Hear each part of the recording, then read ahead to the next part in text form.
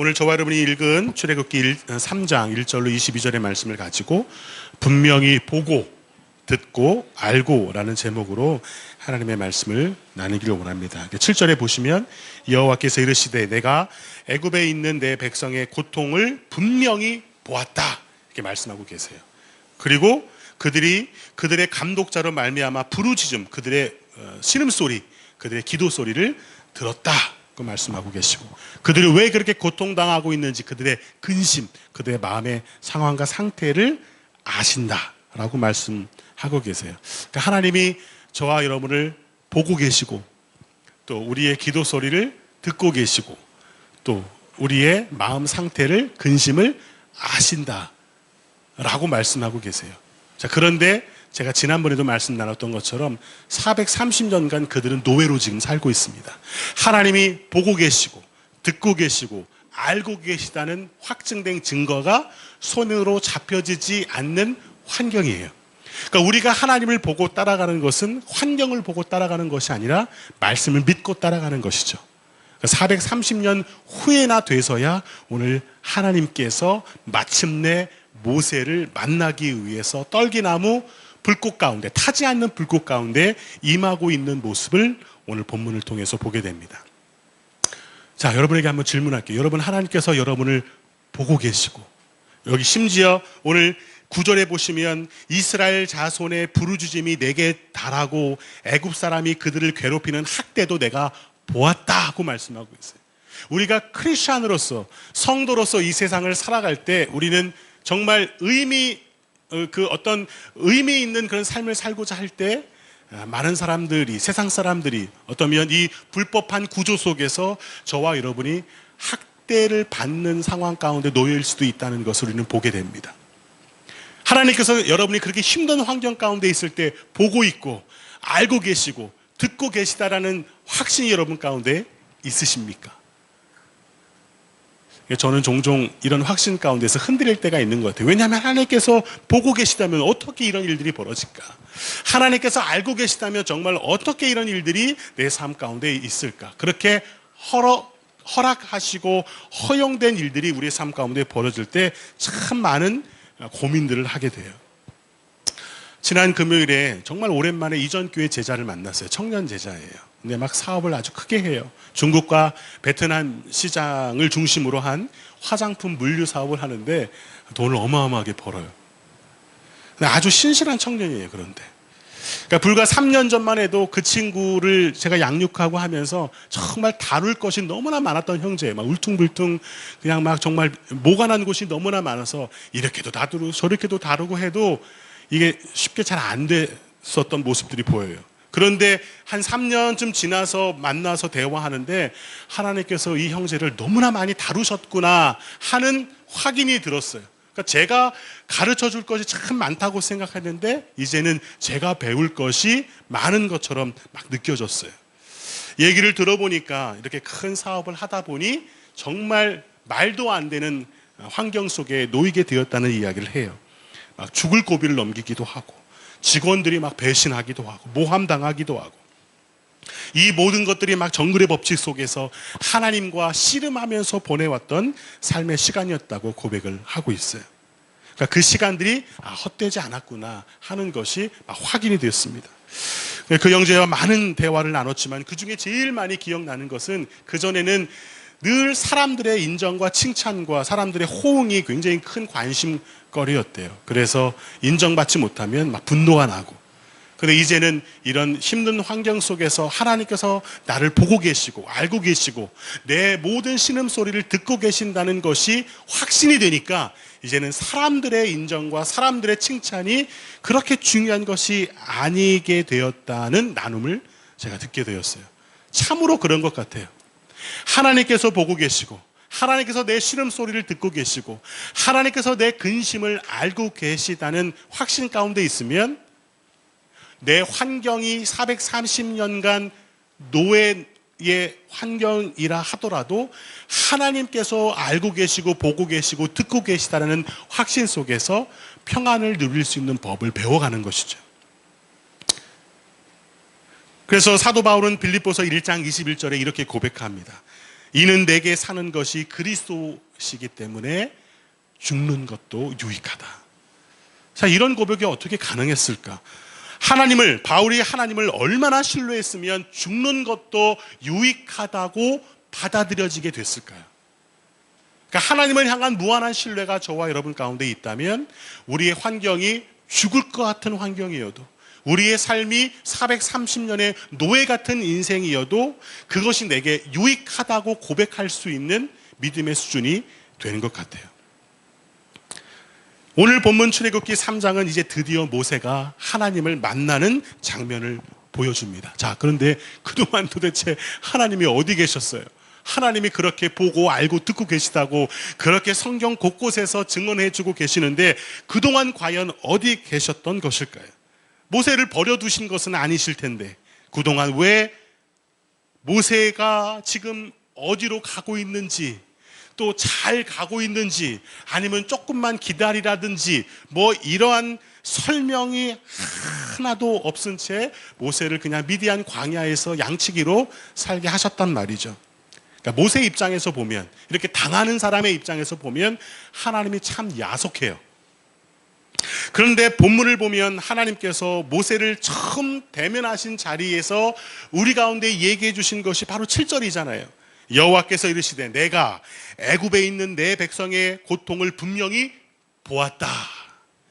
그들이 그들의 감독자로 말미암아 부르짖는 소리를 들었다. 그리고 너희의 근심을 내가 안다. 말씀하고 계세요. 애굽에서 430년간 종살이하며 버려진 백성처럼 보였던 이스라엘 백성을 향해서 하나님께서 뭐라고 말씀하시냐면 애굽에 있는 내 백성, 이렇게 말씀하세요. 그러니까 저와 여러분이 우리의 삶의 환경 속에서 버려진 것처럼 살아가고 있어서 세상 사람들은 우리를 조롱하고 우리를 무시하고 우리를 그렇게 가치 있는 존재로 여기지 않는다 하더라도 버려둔 백성처럼 보였지만 하나님이 보실 때는 애굽에 있는 내 백성이라고 여기신다는 거예요. 세상 가운데서 무가치한 존재로 우리가 사는 것처럼 보여도 여러분은 하나님이 택하신 하나님의 백성이십니다. 우리는 하나님의 백성임이 분명해요. 이 진리를 절대 잊지 않아야 낭망하지 않아요. 낙심하지 않습니다. 이 진리 위에 서 있어야 돼요. 환경 위에 서 있으면 반드시 낭망하게 돼 있어요. 환경 위에 서 있으면 반드시 실망하게 돼 있습니다. 그러나 말씀의 진리 위에 서 있으면 비바람이 불어도 흔들리지 않아요. 이스라엘은 사람의 시간 속에서, 사람의 시간 혹은 역사 속에서 430년이라는 시간 동안 버림받은 민족이었어요. 그렇게 보여지고 있습니다, 역사적으로. 그러나 하나님의 시간 속에서 그들은 여전히 하나님의 택하신 백성이었다는 것이죠. 이게 이제 여러분 믿어지셔야 돼요. 사람의 시간 속에서는, 사람의 역사 속에서는 나는 아무런 의미 없이 지금 오늘을 살고 있는 것처럼 느껴져서 너무나 괴롭고 힘들고 눈물 나고 정말 축축한 인생인 것 같아도 하나님의 시간, 하나님의 역사 속에서 여전히 저와 여러분은 하나님의 택하신 백성이라는 거예요. 하나님께서 돌보시고 하나님께서 친히 이끌어 가시는 하나님의 친자녀들이라는 사실을 반드시 기억해야 합니다. 기억하세요. 하나님의 뜻은 하나님의 시간 속에서 발견되는 것이에요. 이해가 되십니까? 내 시간, 내 역사, 내 환경 속에서 하나님의 뜻을 발견하려고 하기 때문에 낙심이 되는 것이에요. 제가 제 여동생에게 그렇게 얘기했어요. 야, 세연아, 네가 부산에 가서 성심당을 찾으면 안 돼. 이해가 되세요? 하나님의 시간, 하나님의 사이트, 하나님의 역사 속에서 하나님의 뜻을 구하셔야 합니다.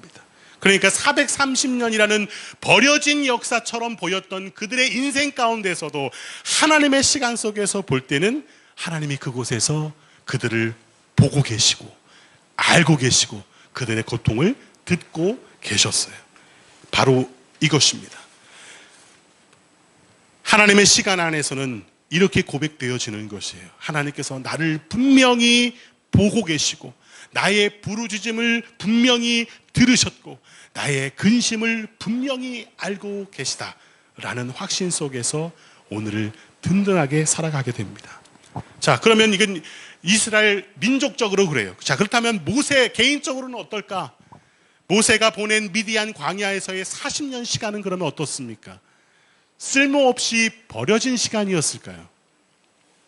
그렇지 않다고 성경은 지금 증거하고 있습니다. 하나님은 모세를 보았고 그의 한숨 소리를 들으셨고 그의 마음 한켠에 그 하나님을 향한 중심을 알고 계셨어요. 그렇기 때문에 하나님의 시간 속에서 가장 적합한 시간 안에, 물론 사람의 시간에는 40년이라는 시간이 너무나 길게 느껴졌지만 하나님의 시간 속에서는 그 40년 이후에 오늘의 만남의 시간이 가장 적합한 시간이었다는 것이죠.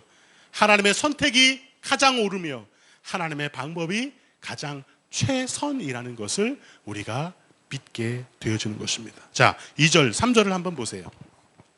2절과 3절을 보시면 여호와의 사자가 떨기나무 가운데서 나오는 불꽃 안에서 그에게 나타나시니라. 그가 보니 떨기나무에 불이 붙었으나 그 떨기나무가 사라지지 아니하는지라. 이에 모세가 이르되 내가 돌이켜 가서 이 큰 광경을 보리라. 떨기나무가 어찌하여 타지 아니하는가 하는 그때에로 오늘 배경이 시작됩니다. 자, 보세요. 위대한 애굽의 정치인과 장군으로서 훈련받았던 모세입니다. 그 모세에게 미디안 광야에서 장인 이드로의 양을 치는 광야에서의 40년이라는 시간이 모세에게 어떠한 영향을 주었을까요? 아무 의미 없이 여러분이 평생에 살아왔던 삶의 방식이 아닌, 단 한 번도 살아보았지 않거나 아니면 그렇게 예상하지 못했던 삶을 단 한 달만 한번 살아보세요. 내 인생이 어떻게 되는지. 저도 무직 상태로 한 3개월을 지냈던 적이 있거든요. 사람이 굉장히 의미 없는 존재처럼 느껴질 때가 있어요. 그것도 40년을 정치가와 훌륭한 장군으로 살아왔던 그가 40년을 남의 양이나 치는 미디안 광야에서의 시간 40년을 보냈다고 생각해 보세요.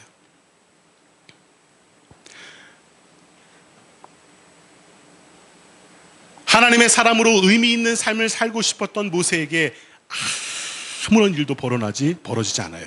그것도 타국에서 하나님 앞에서 의미 있는 사역을 감당하고 싶고 정말 이 스펙타클하고 장엄한 하나님의 사인을 받으면서 사명의 자리로 부르심을 받는 것이, 그게 모든 사명자들의, 모든 하나님의 성도 제자들의 바람이잖아요. 그렇죠? 누구나 다 그렇습니다. 우리는 하나님의 큰 광경을 보고 싶어 해요. 하나님께서 극적으로 연출해내신 영광스러움을 보고 싶어 합니다. 더군다나 모세처럼 40년간 하나님의 사소한 간섭 하나 경험해보지 못했던 사람이라면 더욱더 갈급해 있었을 거예요. 자, 오늘 본문의 모세를 한번 보세요. 중근동 지역의 이 떨기나무는 굉장히 흔한 나무 중에 하나네요. 떨기나무, 우리 청년들이 여기 있지만, 그리고 그 건조한 근동 지역의 환경 탓에 나무의 그 바람 때문에 나무에 종종 불이 붙는 자연 발화 현상은 자주는 아니더라도 종종 일어나는 현상이라고 합니다. 자, 그런데 신기한 것은 그렇게 자연 발화된 것으로 보였던 떨기나무가 타긴 타는데 없어지지 않아요. 계속 불이 붙어 있었다는 거예요. 모세는 이 장면을 보고 큰 광경이라고 표현하고 있어요. 내가 이 큰 광경을 보리라 그러고 있거든요.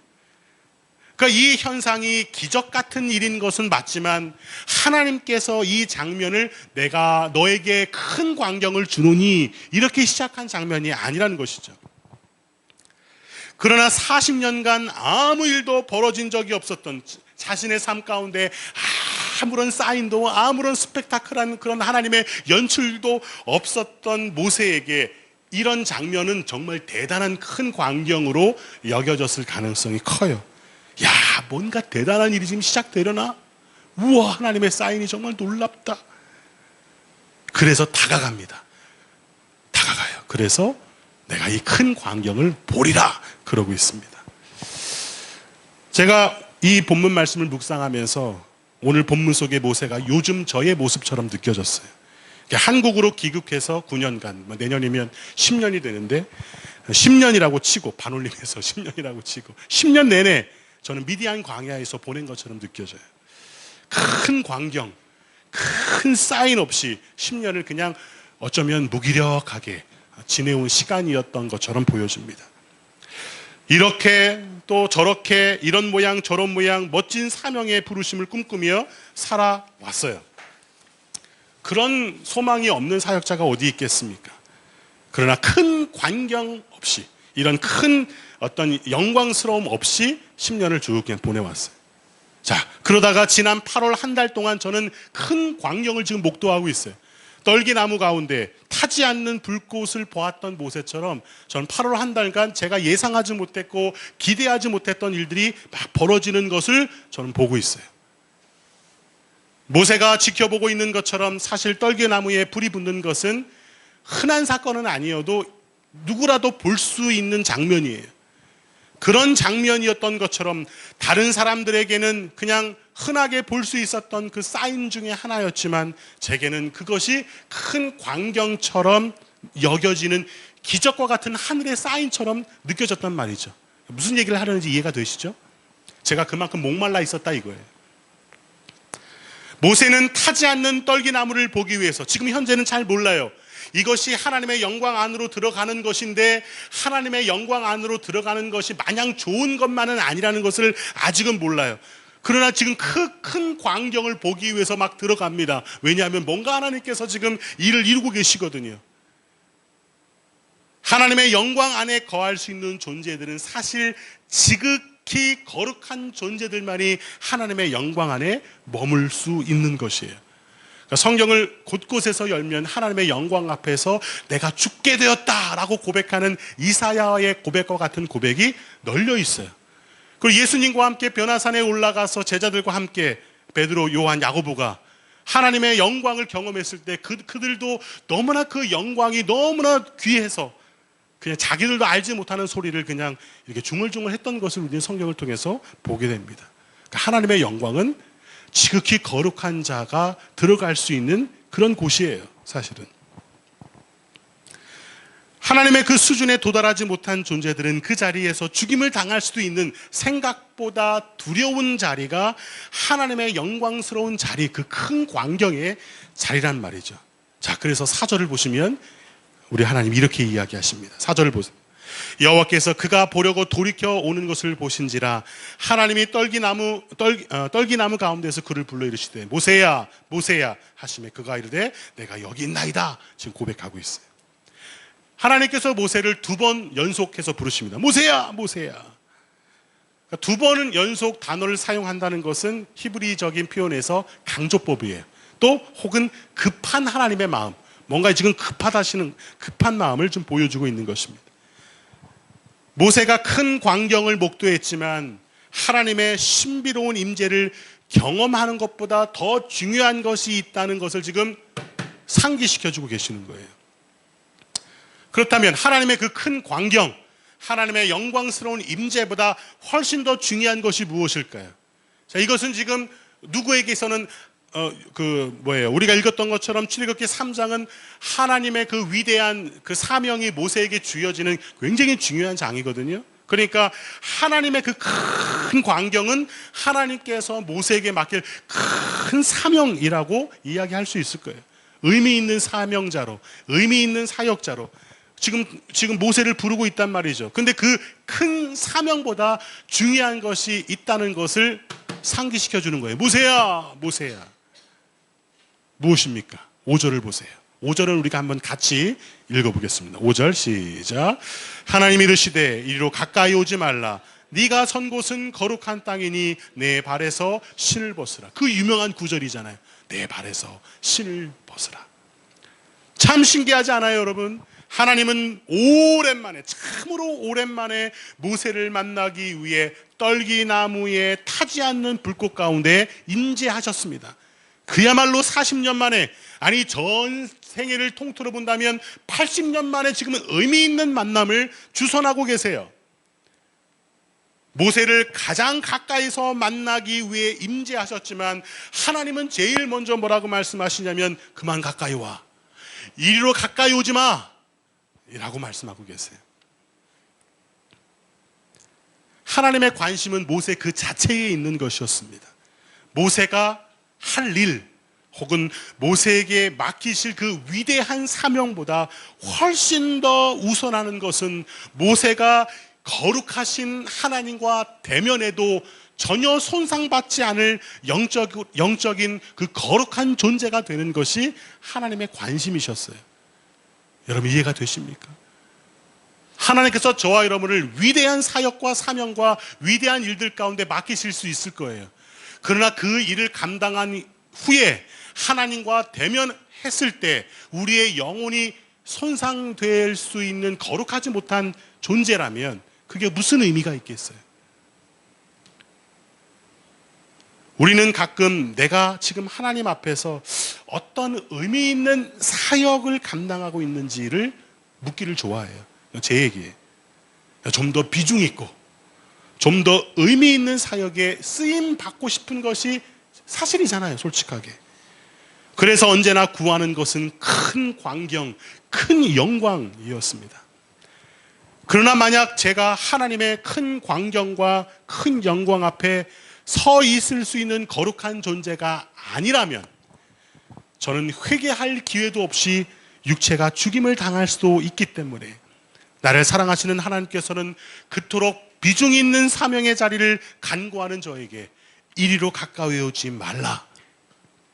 내가 선 곳은 거룩한 땅이니 내 발에서 신을 벗으라.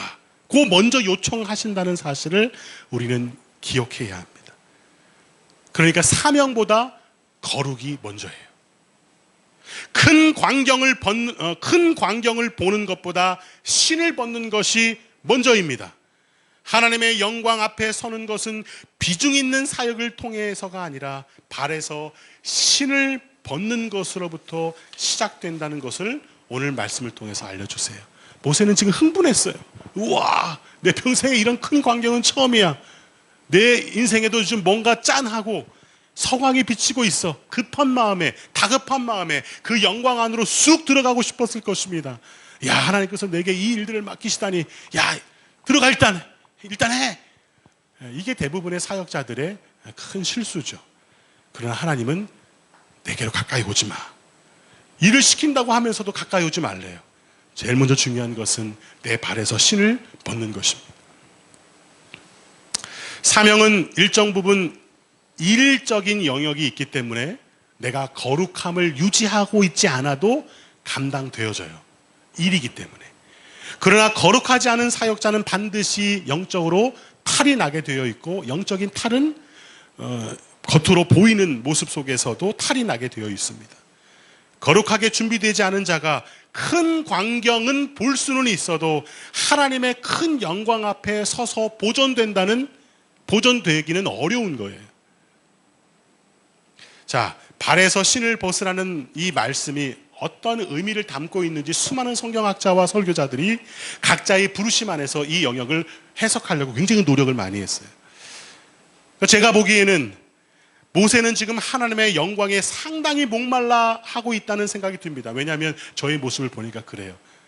10년간 아무런 일 없이 그냥 평탄하게 하나님을 향한 이런 갈증과 갈망이 더 할수록 이게 좀 힘들어요. 아무런 사인, 아무런 큰 광경, 아무런 큰 기적 없이 10년을 살아왔던 저에게도 이 무기력함이 있는데 40년간 모세는 미디안 광야에서 얼마나 무기력하게 살고 있었을까? 하나님의 음성도 듣지 못하고 얼마나 갈급했겠습니까? 어느 날 다가온 하나님의 그 큰 광경에 자신을 돌아보지 못하고 지금 급하게 그 영광을 보기 위하여 지금 들어갈 뻔했습니다. 무엇인가 분명한 하나님의 그 큰 사인, 큰 광경을 봤다면 급하게 그 일을 감당하고 싶은 마음이 왜 없겠어요? 그러나 하나님은 모세를 보호하고 싶으셨고 사랑하셨기 때문에 모세의 모습을 돌아보게 하셨습니다. 발에서 신을 벗으라고 하시면서 잠깐 멈춤의 시간을 허락하셔서 급하게 거룩하지 않은 상태로, 준비되지 않은 상태로 하나님의 그 큰 영광 안으로 들어가서 당할 수도 있는 그 손상을 하나님께서는 당하지 않도록 하셨어요. 신을 벗으면서 자신의 모습을 돌아봅니다. 처음에는 겁도 없이 맡기신 사명과 사역 안으로 급히 들어가려고 했지만 신을 왼발 한 짝 벗고 또 한 짝을 벗으면서, 요즘처럼 이런 신발이 아니고 여러분 그 근동지역 사람들이 신발 안 신죠? 가죽 끈으로 막 이렇게 칭칭칭 묶어가지고 끈을 막 풀러가면서, 그러면서 잠깐 멈추는 시간을 가졌다는 거예요. 반드시 우리가 그 위대한 사명으로 들어가기 전에 우리의 신을 벗으면서 퍼즈 하는 시간이 필요한 거예요. 잠시라도 멈춰서서 내가 지금 뭐 하는 것이, 내가 지금 왜 여기 있는 거지? 나는 40년 동안 왜 여기 머물러 있었었지? 하나님은 누구시지? 나는 왜 여기 있게 된 것이지? 나를 부르시는 저분은 누구시지? 이곳이 거룩한 땅이라고? 보세요. 노인이 된 맨발의 양치기. 꼭 기억하세요. 노인이 된 맨발의 양치기. 그게 자기의 진짜 모습이에요. 큰 광경을 봤다고 큰 사람이 되는 게 아니에요, 사실은. 한국에 있는 대형 교회들 많잖아요. 그 대형 교회를 다닌다고 내 영혼이 대형이 된 게 아니거든요. 마찬가지예요. 하나님의 큰 광경을 한 번쯤 봤다고 내가 어느 날 하루아침에 큰 존재가 되는 게 아닙니다. 나는 그냥 노인이 된 맨발의 노인, 맨발의 양치기일 뿐이에요. 하나님께서 나를 크게 쓰던, 위대한 일에 쓰던 나는 그냥 맨발의 노인, 양치기일 뿐이에요. 그것을 지금 하나님이 모세를 통해서 보라고 하시는 거예요. 우리가 큰 무대에서, 큰 사람들 앞에서 위대한 사역과 놀라운 사명을 감당한다고 그 사람이 위대한 사람이 되는 게 아니라고요. 지금 그 이야기를 하나님이 모세에게 하고 싶으셨어요. 그 이야기를 저에게 하시더라고요. 진짜 사명 앞에서 우리는 반드시 신을 벗는 시간이 필요합니다. 내가 누구인지. 나는 사실 초라하게 늙어버린 맨발의 모세처럼 나는 세상의 기준과 가치관으로 볼 때는 볼품없는 430년간, 40년간 사람의 역사 속에서는 버려진 바 되었던 10년간 어느 누구도 찾지 않았던 실패한 사역자였다는 사실을 상기하고 기억하는 것이 매우 중요합니다. 그래서 진짜 사명이 주어질 때는 두려운 것이에요. 이것은 단순히 막 무섭고 막연한 두려움이라기보다 거룩하신 하나님을 대면해야 하는데 그 거룩하신 하나님을 대면하기 두려워지는 맨발의 노인인 모습, 이 초라한 모습이 너무나 두려운 것이죠. 6절을 보세요. 6절을 보시면 또 이르시되 나는 내 조상의 하나님이니 아브라함의 하나님, 이삭의 하나님, 야곱의 하나님. 이렇게 하나님께서 계시해 주세요. 친절하게 설명해 주십니다. 그런데 모세는 어떤 반응이냐면 하나님 배웁기를 두려워하여 얼굴을 가리매 라고 말하고 있어요. 우리는 얼마나 하나님의 얼굴을 구합니까? 하나님 보고 싶어요. 하나님의 얼굴을 보여주세요. 사실은 하나님을 만나면 두려워지는 건데 우리의 생각과 우리의 모든 것을 알고 계시는 그 주님께 얼굴을 가릴 수밖에 없는 존재인 것입니다. 하나님이 누구신지 계시를 받습니다. 그런데 정작 하나님을 만난 맨발의 모세는 하나님을 두려워하여 얼굴을 가리기 시작합니다. 하나님의 임재 앞에 서게 됐을 때 누구라도 겪게 되는 사건이에요. 지금 그렇게 두려움 가운데 얼굴을 가리고 있어요. 하나님의 큰 광경을 보고 싶어 하는 그 인간적인 마음은 있었지만 정말 하나님 자체를 만나게 되었을 때는 두려움으로 얼굴을 가리며 아무것도 하지 못하고 초라한 모습으로 지금 신발도 벗겨진 채로 늙어버린 한 맨발의 노인이 하나님 앞에 서 있습니다. 그게 우리의 모습인 거예요. 그게 저의 모습인 거예요. 그게 우리의 모습인 것입니다. 자, 그리고 이제 정말 중요한 것은 그 위대한 사명이 7절부터 22절까지 쫙 펼쳐집니다. 하나님께서 모세를 통해서 하나님의 택하신 백성을 애굽 땅에서 출애굽할 그 놀라운 하나님의 역사적인 그 사역의 계획을 모세에게 지금 이야기해 주고 있는데 정작 그 위대한 사명을 받고 있는 모세는 어쩌고 있냐면 고개를 푹 숙이고 얼굴을 가린 채 맨발로 초라한 모습으로 흙투성이 가운데서 한번 상상해 보세요. 그런 초라한 사람에게 우리가 모세하면 너무나 위대하지만 사실은 너무나 초라한 노인, 맨발 노인에 불과한 그에게 하나님의 위대한 사명이 주어지고 있다는 거예요. 그리고 이제 그 위대한 사명이 쫙 펼쳐집니다. 하나님의 일이 참으로 신비해요. 40년 전에는 모세가 스스로 재판관이 되어서 이스라엘 백성을 괴롭히는 애굽 병사를 막 쳐 죽이면서까지 당당하고 자신감 넘치는 그런 청년 존재였어요. 스스로 이스라엘의 리더로 자처하면서 어느 누구도 도와달라고 하지 않았지만 열심을 다해 자기 민족을 도왔던 당찬 모세였어요. 그런데 정작 하나님의 진짜 사명이 주어지는 바로 그 순간에는 얼굴을 가리면서 어쩔 줄 몰라 하는 힘없는 맨발의 노인 양치기였단 말이죠. 그 나이가 될 때까지 무엇 하나 자기의 own thing이 없었어요. 자기 소유의 그 무엇이 하나도 없었어요. 내 own ministry, 내가 할 수 있는 그 무엇 하나도 없는 맨발의 노인 양치기였단 말이죠. 사명도 부르심도 번듯한 비전 사명문 하나 없이 그냥 그런 거 하나 없는 인생에 되어서 얼굴이나 가리고 있는 맨발의 모세에게 인간적으로는 상상할 수도 없는 하나님의 사역 선언문이 이 시간 선포되고 있습니다.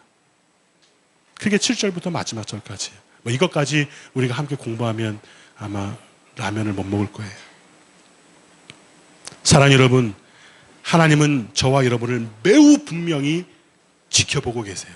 430년, 40년, 80년 버려진 것처럼 보여지는 인생이라 하더라도 그것은 인간의 역사와 인간의 시간 속에서 그런 것뿐이고, 하나님의 시간과 하나님의 역사 속에서 아무리 수많은 시간이 흘러갔어도 여러분은 하나님께서 분명히 보고 계세요.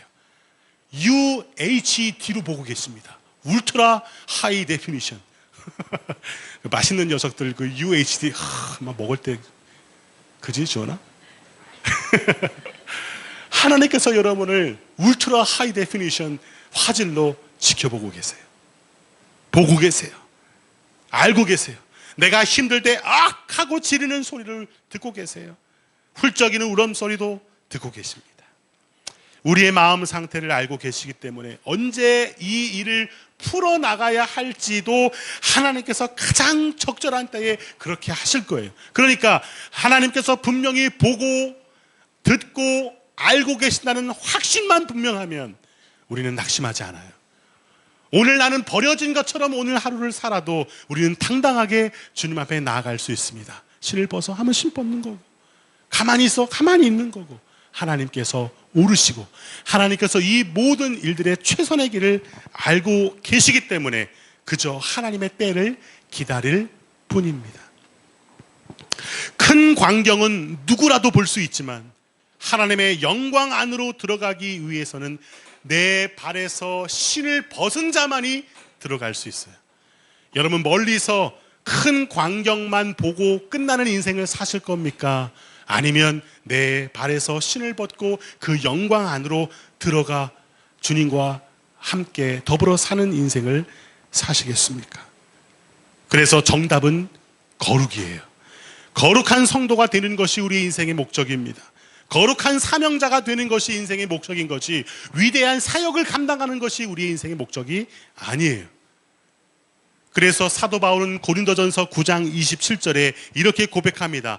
내가 내 몸을 쳐 복종하게 함은 내가 남에게 전파한 후에 내가 도리어 버림을 당할까 두려워함이라. 이 고백을 누가 했다고요? 그 위대한 사도 바울이 지금 고백하고 있는 거예요. 내가 내 몸을 끊임없이 쳐서 복종함은, 이게 무슨 말입니까? 내가 끊임없이 내 발에서 신을 벗으면 내가 남에게 이 복음을 전파한 후에 내가 도리어 나는 버림을 받을까 두려워함이라. 지금 한국 교회에 이런 모습들이 참 많이 있다는 것이 안타까워요. 위대한 사도 바울도 몸을 쳐 복종시키지 않으면 버림당할 수 있다는 사실로 두려워했다면 오죽하겠습니까? 저야. 이 정도의 두려움이 있어야 위대한 사역을 감당해도 타락하지 않아요. 이 정도 두려움을 가지고 하나님의 사역 앞에 서야 위대한 사명을 감당해도 위대한 교회를 세워도, 위대한 하나님의 미션을 이루어도 타락하지 않는 사역자가 되는 것이에요. 변질되지 않고 꾸준함을 지키기 위해 날마다 내 몸을 쳐 복종시키는 것처럼 날마다 내 발에서 신을 벗는 맨발의 성도가 되시기를 우리 주님의 이름으로 축원드립니다. 아멘. 제가 이 말씀을 준비하면서 이렇게 제가 설교를 했지만 사실 설교를 저도 잊어버려. 그래서 뭐가 정말 효과적일까 생각을 하다가 차라리 그냥 곡을 만들었어요. 곡을. 혹시 이거 받으셨나요?